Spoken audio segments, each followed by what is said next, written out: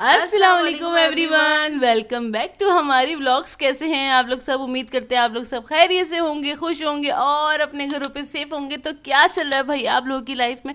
इधर तो जैसे कि आप लोग देख रहे हैं बहुत ही मज़ेदार सा हमारा खाना चल रहा है। और अम्मी ने बनाए थे, प्लेन से दाल चावल बनाए थे। तो मैंने बोला यार कुछ चटपटा सा दिल चाह रहा है, मैं अचार लेना नहीं चाह रही थी।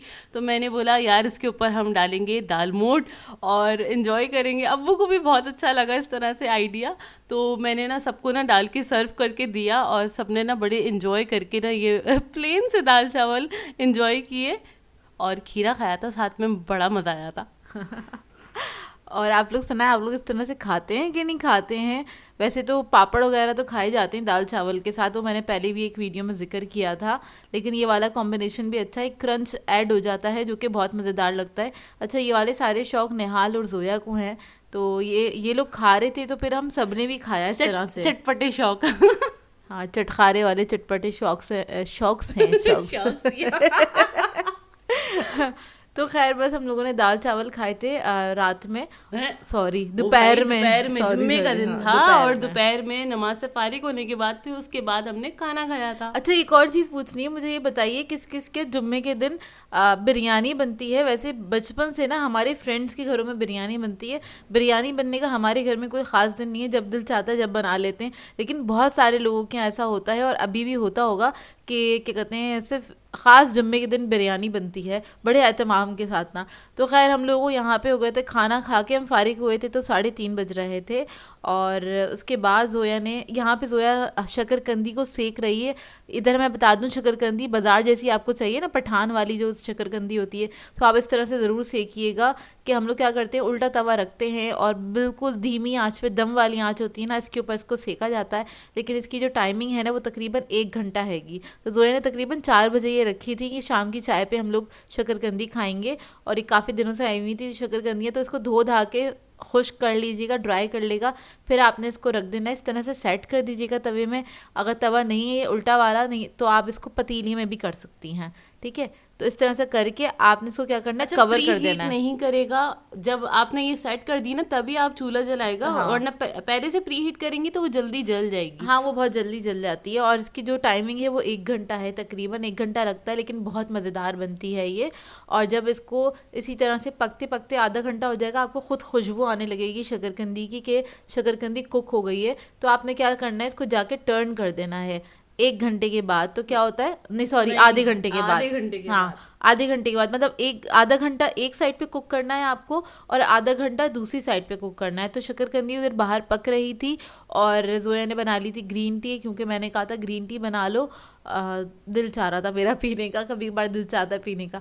तो खैर ये हम लोग ग्रीन टी भी पी रहे थे। और फिर जोया ने आधे घंटे बाद जाके चेक किया शकरकंदी को, देखें धुएं वगैरह उठ रहे हैं। और एक साइड से क्या होता है, इसका थोड़ा सा कलर आ जाता है, इसके जो छिलका होता है ना इसके ऊपर आ जाता है। और ये थोड़ा सा ना ब्लैक भी हो जाता है, लेकिन सिर्फ छिलका ही ब्लैक होता है। अगर आप इसको ज़्यादा देर तक छोड़ देंगे तो शकरकंदी क्या होगा, वो जल भी सकती है अगर ज़्यादा देर तक छोड़ेंगे। वैसे हम लोगों ने जो टाइमिंग सेट की हुई है 1 घंटा ही सेट की हुई है, कि हम आधा घंटा एक साइड पकाते हैं इसको और आधा घंटा दूसरी साइड पकाते हैं। लेकिन बिल्कुल दम वाली आंच पे पकानी है आपने, ज़्यादा तेज़ आंच पे नहीं पकाइएगा, नहीं तो ये जल जाएगी। ये अपने ही मॉइस्चर में इतनी अच्छी गल जाती है और बहुत मज़ेदार हो जाती है। देखिए ऊपर से थोड़े छिलके इसके ब्लैक हो गए हैं, लेकिन ये अंदर से बिल्कुल मज़ेदार सी होती है।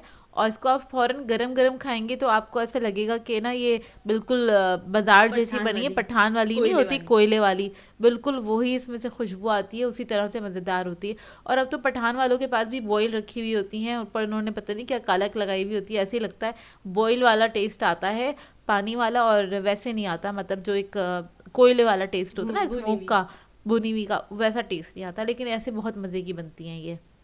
ये देखें कितना आपको देखने से अंदाजा हो रहा होगा कि कितनी अच्छी गली हुई है, हाँ, ये बिल्कुल बहुत अच्छी सॉफ्ट गल और जाती हैं। बहुत ही और इस मज़ेदार। तरह से आपने अगर करके कभी नहीं खाई है तो प्लीज़ इस बार ज़रूर खाइएगा, आप लोगों को बहुत मज़ा आएगा और आप लोग बाज़ार से ख़रीदना छोड़ देंगे, इतनी अच्छी बनती हैं ये। खैर हमारी यहाँ तो ये रेगुलर बेसिस पे बनती रहती है, क्योंकि हमारे घर में सब शौक से खाते हैं मेरे अलावा। मुझे शकरकंदी बचपन से नहीं पसंद। अब अम्मी डांटने लगी हैं कि ये बहुत फ़ायदेमंद होती है, बालों के लिए बहुत अच्छी होती है, खाया करो। तो मैं थोड़ी सी खा लेती हूँ, चख लेती हूँ। लेकिन एक कहते हैं ना बैठ के खाना शौक से, इस तरह का मुझे शौक नहीं है खाने का। एक्चुअली मुझे आलू भी नहीं पसंद है इतने ज़्यादा, इसलिए मुझे शकरकंदी का भी टेक्सचर सेम ही लगता है और टेस्ट भी मतलब थोड़ा बहुत तो मिलता हुआ होता है ना, सिमिलर है उसका ना। तो मुझे इस टेक्सचर की चीज़ें पसंद नहीं आती हैं, तो इस वजह से मुझे शायद ये पसंद नहीं है बचपन से।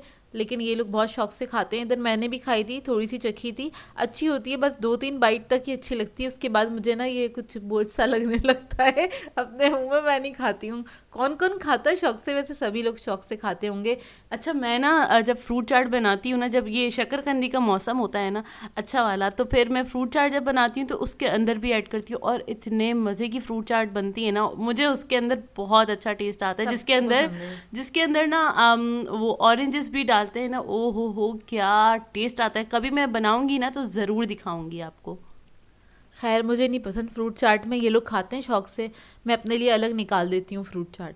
खैर यहाँ पे बन रहा है सालन, नॉर्मल सालन बन रहा है चिकन का, क्योंकि समझ में नहीं आ रहा था क्या बनाना है। तो मैंने अम्मी से कहा कि चिकन रखा हुआ है, आप वही मतलब मंगाए नहीं और वैसे ही बना लें, बस सालन बना लें, जो एक कलिया टाइप का सालन होता है ना। लेकिन ये लाल वाला। लाल मिर्चों का बन रहा था। और यहाँ पे अम्मी ने प्याज को फ्राई कर लिया था। फ्राई करने के बाद अम्मी इसको पीस लेंगी अच्छे से। और सालन में ज़्यादा कुछ ऐड नहीं किया है, मतलब वही रेगुलर हमारा मिर्चे, धनिया, हल्दी और नमक, बस यही डाला है और कुछ भी नहीं ऐड किया है। और और लहसुन। और लहसुन अदरक का पेस्ट ऑब्वियसली वो तो जाता ही जाता है। तो बस अम्मी इसके अंदर इसको ऐड करके पका लेंगी। और बस ये नॉर्मल सालन बन रहा है, इसका कोई नाम नहीं है, सादा वाला सालन है ये। और जिस तरह से बनता है, मतलब ये भुन जाएगा तो मैंने इसमें प्याज वगैरह ऐड कर दिए, इसको पानी डाल के छोड़ देंगे पकने के लिए, खुद ही पकता रहेगा, खुद ही अपने आप पक जाता है सालन। इसमें कोई वो नहीं लगता, मतलब मेहनत तो नहीं लगती। हाँ, बनाइयाँ वगैरह नहीं है, ऐसा कुछ नहीं है। तो ये जल्दी से पक जाएगा सालन। और इधर साइड पे जोया क्या कर रही थी, हम लोग बीज लेकर आए हुए थे, इसको भून रही थी। भूनना था। हाँ हाँ, भूनना था इसको, मतलब भूनना ऐसे था, इसको ओवन में रखना था। और अगर आप लोगों के पास ओवन नहीं है तो आप इसको पतीली में या फिर नमक के अंदर भी भून सकते हैं। अगर तरीक़ेकार सीखना चाहते हैं तो कमेंट करेगा, मैं कभी आप लोगों के साथ नमक वाला शेयर कर दूंगी। खैर इधर जोया रख रही थी इसको ओवन में इसको रखने का तरीका ये है, बस इसको दो जो प्लेटर हैं, ये पिज़्ज़ा प्लेट्स है मेरी, उसके अंदर, हाँ मतलब बड़ी सी किसी चीज़ में आप इसको फैला दें। नहीं, असल में मैं दो अलग अलग यूं कर रही थी ताकि मुझे पता हो कि कौन से पैकेट की है, और फिर मैं ना क्या करती हूँ, जब वो भुन जाती है ना तो अलग अलग पैकेट्स में रख देती हूँ, ताकि वो क्रिस्पी रहे और वो सॉफ्ट ना हो दोबारा मतलब से, छिलके सॉफ्ट ना हो उसके ना, वो भी सॉफ्ट हो जाते हैं तो मुश्किल होती है खाने में। खैर ये बीज आएंगे और जोया इसको रख देगी 100 डिग्री सेंटीग्रेड पे रख के तकरीबन 1 घंटे तक जोया ने इसको पकाया था। और बीच बीच में जाके जोया इसको मिक्स भी कर रही थी, मतलब 15-20 मिनट बाद। और ये हमारा सालन रेडी हो गया है।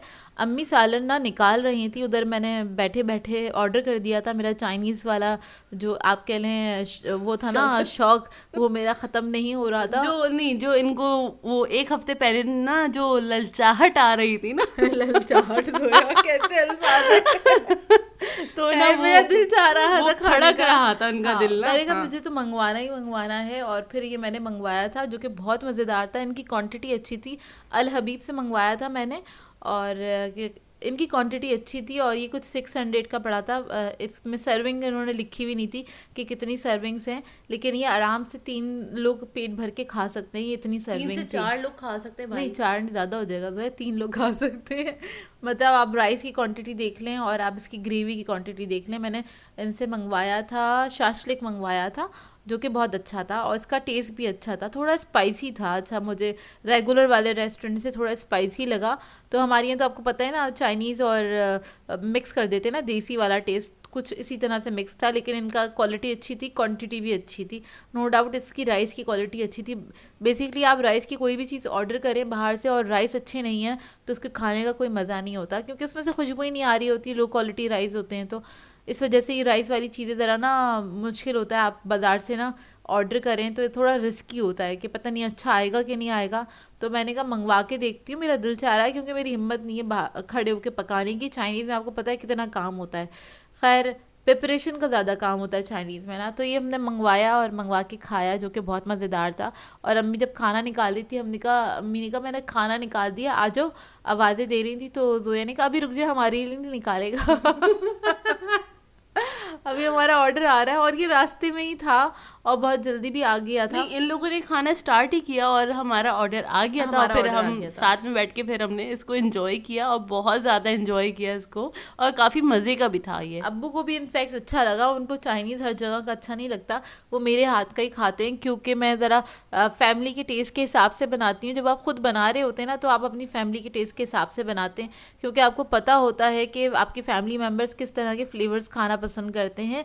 तो घर में बनाना थोड़ा इजी इसलिए हो जाता है, और जब आप बाहर से मंगाते हैं थोड़ा रिस्की होता है कि घर वालों को पसंद आएगा कि नहीं आएगा। लेकिन खैर ये सबको पसंद आया था, मज़ेदार था। और ये हमारे जो बीज थे ये हो गए हैं, सिक गए हैं अच्छी तरीके से। और ये 100 डिग्री पे ही आपने इसको सेकना है, और 1 घंटा लग जाता है इसको ना। आपने बार बार जाके बस इसको मिक्स कर देना है हर 10-15 मिनट बाद, कि एक तरफ से कहीं ज़्यादा ना बर्न ना हो जाए, सिक ना जाए, जल ना जाए। ज़्यादा देर के लिए नहीं रखेगा, नहीं तो जल भी जाते हैं ये। तो खैर ये हमने इसमें दोबारा से जोया इसी पैकेट्स में डाल जब के, थोड़े ठंडे हो जाए ना, ऐसे नहीं गरम गरम नहीं डाल देगा, कभी पैकेट ही जल जाए। जब ज़रा ठंडे हो जाए ना, तो फिर पैकेट्स में डाल के रख दें, और फिर जब आपका दिल चाहे ना, इसको निकालें और एंजॉय करें। मैं भी ऐसा करती हूँ, मतलब कभी हम ड्रामा देख रहे हो या कुछ भी कर रहे हो ना, तो एक एक मुट्ठी इनफ होती है, और हम वो खा लेते हैं, एंजॉय कर लेते हैं। मतलब मंचिंग का आपका दिल चाह रहा है ना, तो आप कुछ अला बला खाने से बेहतर है आप ये खा लें, और ज़्यादा बेहतर रहता है। इस तरह की चीज़ें वैसे सर्दियों में खाना अच्छी लगती हैं।